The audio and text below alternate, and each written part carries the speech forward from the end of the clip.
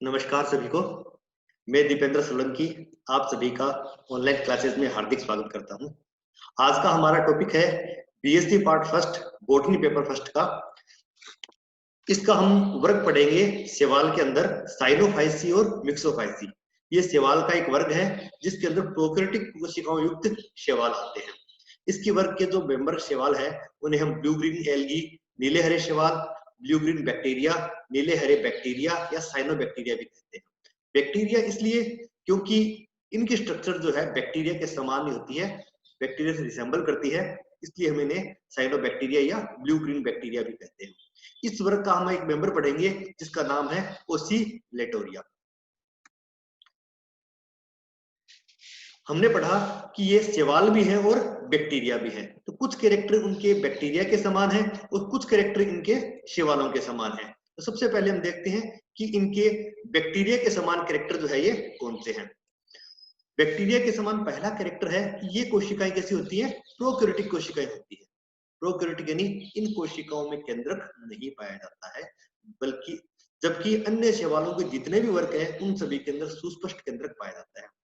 तो शैवाल जो है बैक्टीरिया के समान प्रोकैरियोटिक होते हैं। इनकी सेल वॉल भी बैक्टीरिया के समान म्यूकोपेप्टाइड अथवा पेप्टिडोग्लाइकन की बनी होती है। यह भी बैक्टीरिया का मुख्य लक्षण है। इसके अलावा इनकी सेल वॉल के अंदर म्यूकस शीट पाई जाती है। तो सेल वॉल जो है इसके अंदर श्लेष्मा की उपस्थिति, म्यूकस शीट यानी श्लेष्मा की उपस्थिति इसका मुख्य लक्षण है। और बैक्टीरिया के समान ये एंटीबायोटिक के प्रति संवेदनशील भी होते हैं। एंटीबायोटिक सेंसिटिव यानी संवेदनशील होते हैं। इसी प्रकार इनके कुछ कैरेक्टर शैवालों के समान है। इनका प्लांट बॉडी जो होता है, शरीर जो होता है, ये थैलस के समान होता है, यानी जड़, तना और पत्ती में विभेदित नहीं होता है। पादपों के समान इसके अंदर क्लोरोफिल ए उपस्थित होता है। क्लोरोफिल ए की उपस्थिति जो है यह पादपों का मुख्य लक्षण होता है।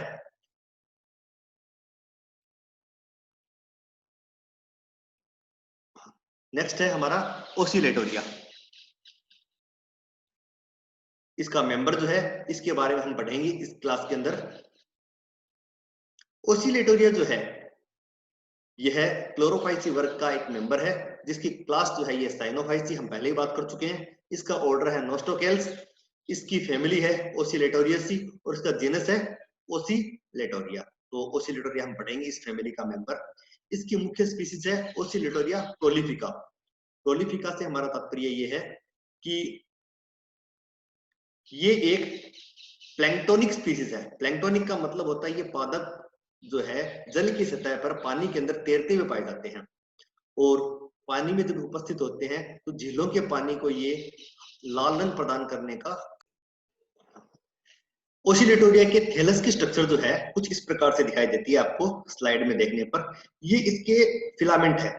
इसकी स्ट्रक्चर जो होती है ये फिलामेंटस होती है। फिलामेंटस यानी इसकी शेप जो है फिलामेंट के समान इस प्रकार से दिखाई देती है। ये एक फिलामेंट है, ये दूसरा फिलामेंट है और इनके फिलामेंट्स जो है ये क्या कहलाते हैं, ट्राइकोम कहलाते हैं। प्रत्येक फिलामेंट को हम ट्राइकोम कहते हैं। ये यूनिसीरिएट फिलामेंट होते हैं। यूनिसीरिएट का मतलब ये एक पंक्तिक होते हैं, यानी कोशिकाओं जो है एक पंक्ति में व्यवस्थित होती है। ये एक कोशिका या दूसरी कोशिका यानी एक पंक्ति में एक ही कोशिका उपस्थित होती है, तो उसे कहते हैं यूनिसेरिएट ट्राइकोम्स कहते हैं इसे। ये इसके ट्राइकोम की डिफरेंट प्रकार की शेप है। अलग अलग प्रजातियों में अलग अलग प्रकार की शेप दिखाई देती है। किसी के अंदर ये ट्राइकोम जो है यहाँ पर कोशिकाएं जो है इनकी ऊंचाई कम है, चौड़ाई अधिक होती है। किसी के अंदर इस प्रकार से समान आकार की या कुछ लंबी कोशिकाएं उपस्थित होती है। कुछ ट्राइकोम ऐसे होते हैं जिनका शीर्ष भाग जो होता है इस प्रकार से डिस्क के आकार का होता है। उसी में शीर्ष भाग जो है ये कैलिक्ट्रा के रूप में मुड़ा होता है। यानी कहने का तात्पर्य ये है कि ओसिलेटोरिया के अंदर ट्राइकोम जो है ये डिफरेंट शेप के ट्राइकोम्स जो है ये अलग अलग प्रजातियों में पाए जाते हैं। ये है इसकी कोशिका की संरचना। ये एक कोशिका है इसकी यहाँ पर और ये एक कोशिका का इलेक्ट्रॉन माइक्रोग्राफ बना रखा है हमने अल्ट्रास्ट्रक्चर के लिए। इस कोशिका की सबसे मुख्य खास बात क्या है कि इसकी सेल वॉल हम पहले बात कर चुके हैं। इस सेल वॉल जो है म्यूकोपेप्टाइड की बनी होती है। सेल वॉल में 3 परतें हैं। सबसे बाहरी परत म्यूकोपेप्टाइड की बनी होती है और सबसे आंतरिक परत है ये सेलुलोज की बनी होती है। तो इस प्रकार सेल वॉल 3 परतों से मिलकर बनी होती है। इसका प्रोटोप्लाज्म या जीवद्रव्य भी 2 प्रकार का होता है। इसका जो परिधीय भाग होता है परिधीय भाग रंगीन होता है और इसे हम कहते हैं क्रोमोप्लाज्म कहते हैं। क्रोमोप्लाज्म यानी इसका परिधीय भाग। दूसरा भाग होता है सेंट्रोप्लाज्म। सेंट्रोप्लाज्म यानी केंद्रीय भाग। तो इसका केंद्र में जो भाग उपस्थित होता है उसे हम कहते हैं सेंट्रोप्लाज्म कहते हैं। इसकी कोशिका में चूंकि प्रोकैरियोटिक नेचर की होती है, सबसे बाहर इसमें म्यूसिलेज की सीट, श्लेष्मा का आवरण उपस्थित होता है। फिर ये यहाँ पर आप देख रहे सेल वॉल 3 परतों से बनी होती है। इसके अंदर ये प्लाज्मा मेम्ब्रेन जो है कुछ स्थानों पर अंदर की तरफ अंतर्वलित या इनफोल्डेड भी होती है। इसके अंदर कुछ ग्रेन्यूल्स उपस्थित होते हैं, बीटा ग्रेन्यूल्स आदि, ये संचित कण होते हैं। इसके अंदर कुछ सिलेंड्रिकल बॉडीज उपस्थित होती हैं। कार्बोक्सिसोम होते हैं जो कार्बन डाइऑक्साइड को स्थिरीकरण का कार्य करते हैं। कुछ राइबोसोम्स होते हैं जो प्रोटीन संश्लेषण के स्थल होते हैं। प्रोकैरियोटिक कोशिका है इसलिए इसमें 70S प्रकार के राइबोसोम्स पाए जाते हैं। अल्फा ग्रेन्यूल्स होती है, ये इसका न्यूक्लियोप्लाज्म है। ये जो देख रहे हो स्ट्रक्चर, ये न्यूक्लियोप्लाज्म है। न्यूक्लियोप्लाज्म से सीधा सा तात्पर्य ये है कि यहाँ पर इसका जेनेटिक मटेरियल डीएनए पाया जाता है, जो कि यूकैरियोटिक कोशिका के समान केंद्रक के रूप में व्यवस्थित नहीं होता है। क्योंकि प्रोकैरियोटिक कोशिका है इसलिए यह जेनेटिक मटेरियल जो है डायरेक्ट ये है साइटोप्लाज्म के अंदर उपस्थित होता है। इसके अंदर कुछ गैस वैक्यूल्स उपस्थित होती है। गैस वैक्यूल्स के अंदर मेटाबॉलिक गैसेस भरी होती है, उपापचयी गैसेस होती हैं जो इसे उत्प्लावकता प्रदान करने का काम करती है। ये है इसकी फोटोसिंथेटिक लैमेलिस, जो कि प्रकाश संश्लेषण से जुड़े हुए अंग होते हैं। इनका मुख्य कार्य होता है प्रकाश संश्लेषण का कार्य करना। यहाँ पर क्लोरोप्लास्ट उपस्थित नहीं होते हैं। क्लोरोप्लास्ट में पाई जाने वाली थाइलेकोइड के समान संरचनाएं फोटोसिंथेटिक लेमेली पाई जाती है, जो कि मेम्ब्रेन की बनी हुई संरचनाएं होती है। ये डेवलपिंग सेप्टम, यानी ये जो सेप्टम बन रही है अलग अलग सेप्टम, कोशिका विभाजन जब होता है तो ये पट बनते हैं और ये पट जो है धीरे धीरे जाकर ये पूरा कंप्लीट पट बन जाता है और यह एक कोशिका 2 कोशिकाओं में विभाजित हो जाती है। कुछ स्ट्रक्चर्ड ग्रेन्यूल्स होती है, ये लोकल थिकनिंग है यहाँ पर, जो विभिन्न प्रकार के पदार्थों का स्थूलन यहाँ पर होता है। ये इसकी कोशिका की परासंरचना है। तो संक्षिप्त में अगर बात करें कि इसकी कोशिका संरचना प्रोकैरियोटिक नेचर की होती है, अर्थात इसमें स्पष्ट केंद्र का अभाव पाया जाता है। इसमें प्रकाश संश्लेषण के लिए फोटोसिंथेटिक लेमेली उपस्थित होती है, क्लोरोप्लास्ट उपस्थित नहीं होते हैं। और ये सारी की सारी जो है ये क्रोमोप्लाज्म में उपस्थित होती है, कोशिका की परिधि पर उपस्थित होती है। और इनके अंदर पिगमेंट्स पाए जाते हैं जो कि इस वर्ग के लिए विशिष्ट होते हैं। ब्लू ग्रीन एल्गी के अंदर विशिष्ट प्रकार के सी फाइकोसाइनिन और सी फाइकोइरिथ्रिन प्रकार के पिगमेंट्स पाए जाते हैं। गलती से ये दोनों सी फाइकोसाइनिन लिखे गए हैं, एक सी फाइकोसाइनिन है और दूसरा सी फाइकोइरिथ्रिन पाए जाते हैं। इन कोशिकाओं में भोजन जो बनता है वह संचित होता है और संचित भोजन साइनोफाइसिन स्टार्च के रूप में और ग्लाइकोप्रोटीन के रूप में पाया जाता है। साइनोफाइसिन स्टार्च इस वर्ग का मुख्य लक्षण होता है।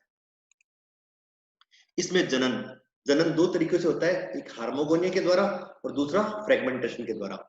दोनों ही एसेक्सुअल रिप्रोडक्शन के तरीके हैं। सेक्सुअल रिप्रोडक्शन का कंप्लीटली अभाव पाया जाता है। इसके अंदर पहला प्रकार है हार्मोगोनिया के द्वारा। हार्मोगोनिया बनते हैं सेपरेशन डिस्क या नेक्रिडियम से। ये बिल्कुल आसान सा तरीका है कि इसकी कोई भी कोशिका, जीवित कोशिका जो है, यह जो है धीरे धीरे मृत होने लगती है। इसमें विभिन्न पदार्थों का संचय हो जाता है। यह कोशिका फाइनली डेड सेल में परिवर्तित हो जाती है। तो चूंकि जब सेल डेड हो जाती है, इसको हम कह देते हैं नेक्रिडियम या सेपरेशन डिस्क, क्योंकि यह फिलामेंट के एक भाग को दूसरे भाग से सेपरेट करने का काम करती है। इसे हम सेपरेशन डिस्क कहते हैं। कुछ समय बाद इस सेपरेशन डिस्क के स्थान पर फिलामेंट टूट जाता है और यह जो स्ट्रक्चर बनती है छोटी सी, इसे कह देते हैं हार्मोगोनिया। ये जो है 2 नेक्रिडियम के बीच में दूसरे हार्मोगोनियम का फॉर्मेशन हो जाता है, तो इस स्ट्रक्चर को कहते हैं हार्मोगोनिया। ये हार्मोगोनिया इससे अलग होने के बाद एक अलग ओसिलेटोरिया या फिलामेंट का निर्माण करता है। नेक्स्ट है फ्रेगमेंटेशन। फ्रेगमेंटेशन जो है इसका सीधा सा तात्पर्य है विखंडन। ये फिलामेंट काफी बड़े फिलामेंट होते हैं। ये जब विभिन्न प्रकार के मैकेनिकल जो फोर्सेस लगते हैं, आघात लगते हैं, पानी का बहाव जो होता है, तेज बहाव होता है, अन्य जानवरों की वजह से ये फ्रेगमेंट जगह जगह से टूट जाते हैं।